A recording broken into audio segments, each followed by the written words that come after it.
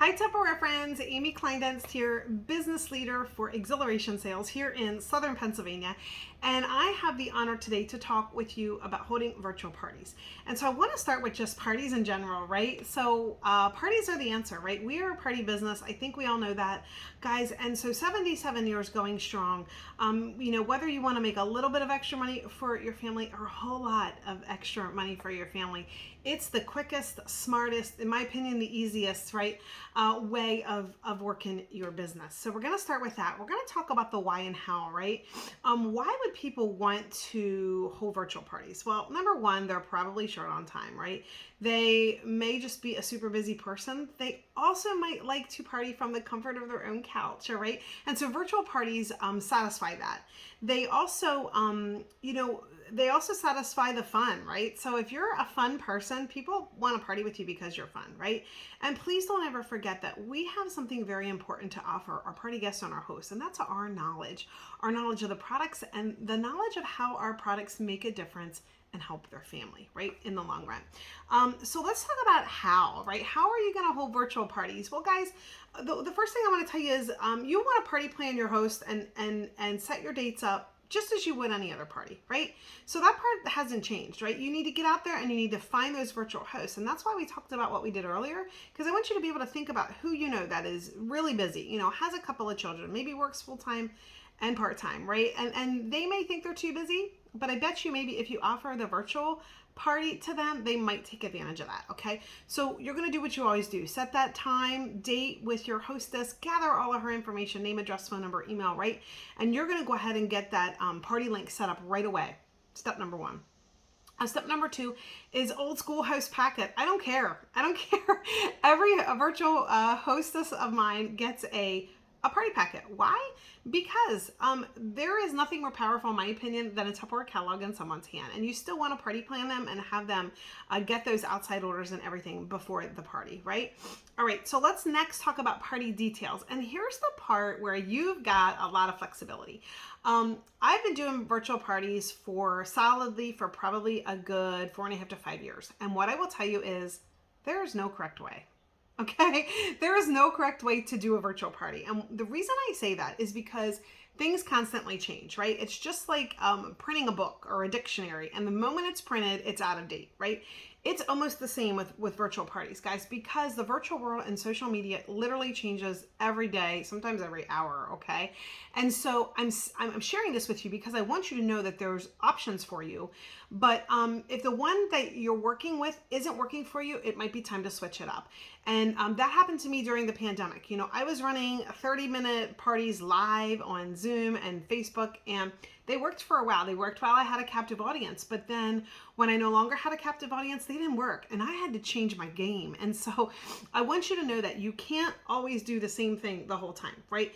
So I'm going to give you a couple of ideas. First of all, we're going to talk about the Facebook group, okay, or event. Now, I'll be honest with you, I don't use either one of those anymore, okay? But there are still a lot of people who do and are finding success with it. Involving your host in this decision is really important too. Number one, if she's partying on Facebook, is she on Facebook? And is she active, right? Because if she is someone who has a Facebook account but hasn't accessed it in 3 months, I hate to tell you, I hate to be the spoiler here, but this party probably isn't going to be as successful as you or her would like it to be. So that's rule number one. And that's no matter how you're partying on Facebook group or event or however, right? They need to be there, just like they would for a home party, right? They need to be interactive. They need to be helping you. So if you do a party in a group or an event, what I have found is shorter is better. Years ago, we were doing 7-day parties, and I can't even imagine trying to do that now. And the reason is because people are back out, they're active, they're on the go. They don't have time. I'll just be honest with you, they don't have time to watch a 7-day party. They don't. So I think right now, shorter is better. And again, I don't have all the answers. I'm just sharing my experience. So take it if you want or leave it. It's up to you. But I would say, a 3-day party, probably, and we call them a quickie party or an instant party, whatever you want to call them. But I love to name them a way that lets people know that this isn't going to be 7 days, right? So it's an instant 36-hour party, 72-hour party, however you want to name that if you're going to work in a group or an event. I have personally been working with messenger parties. They work out fantastic for me. And the difference with a messenger party, the entire party is held in a messenger chat. Okay, so some of you may already be doing this. I love it because I'm still picking a party date and a party time. My messenger parties run 30 minutes. I have all of my posts ready to go. Yes, I have to sit in front of the computer for 30 minutes, right? But it's time well spent. And copy and paste is your friend. So if you can copy and paste, you can run that messenger party.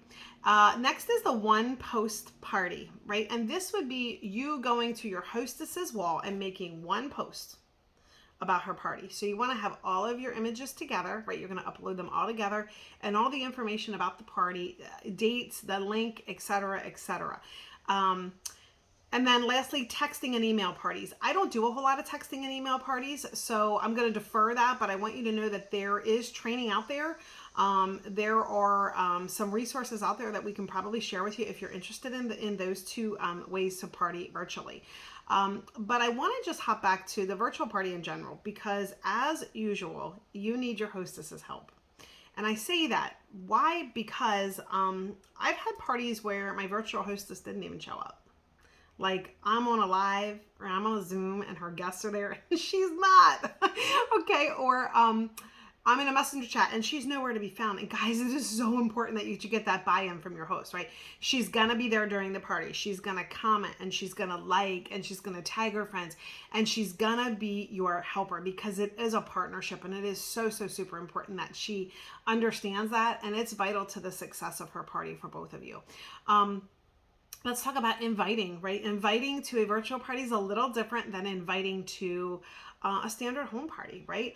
And, you know, people do have the luxury of ignoring whatever they want virtually. You're just not reading the message, just not replying back, and I get that. But what I have found works the best for me is always asking, right? Asking, having your hostess ask her friends if they would like an invite, for a couple of reasons. Number one, nobody ever wants to be just added to a group or an event. You don't, right? Without being asked. I'm being honest, guys. And number two, if they're really interested, they're going to say yes. And if they're interested, they're going to participate.